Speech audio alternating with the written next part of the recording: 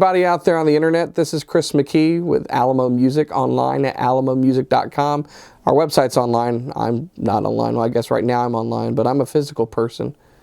And I'm holding a physical guitar, and we've got some physical stuff to show you today. We're talking all hog today. What kind of hog? Mahogany is what we've got from Martin Guitars. CF Martin has probably one of the most popular series in their entire lineup, the 15 series, which is an all mahogany, very vintage inspired, understated, value-oriented guitar line. And it's some of our favorites in the stores. So we've got three that we're going to go over with you. Basically, there's three models in the lineup that come either in this regular mahogany finish or also in a burst. Some of the specs between these are the same, and we'll cover those and then discuss their differences. Well, we have our three different models, the D-15M, the 00015M, and the 00015SM, which is the one that I'm holding here in my lap. All of these have Martin's A bracing. They also feature 25.4-inch scales. They're mahogany, solid mahogany top, back, and sides with a rosewood bridge and a rosewood fretboard. Now, all of them have very understated designs. There's no binding on the bodies at all. There's no binding, contrasting binding up on the neck. You've got bone nut and saddle. You've got a very simple rosette and very elegant vintage style tuners. On the SM, which is what I'm holding, this is a 12 fret model. So it's a 000 body, 12 fret. I know it doesn't look like a normal 000, so let me just kind of clarify that, guys, for you.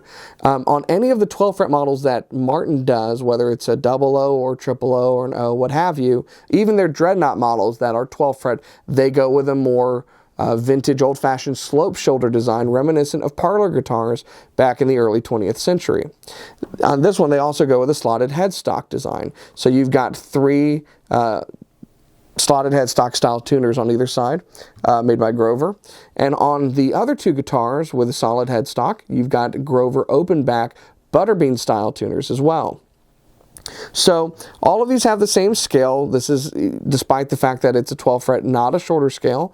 And they all, because of their body size, have a different sound to them, a different emphasis on the tone that you're getting, despite the fact that it's an all hog guitar. So all hog, it's all mahogany. Let's talk about what that means for a bit. These guitars were incredibly popular in the turn of the 20th century by blues musicians.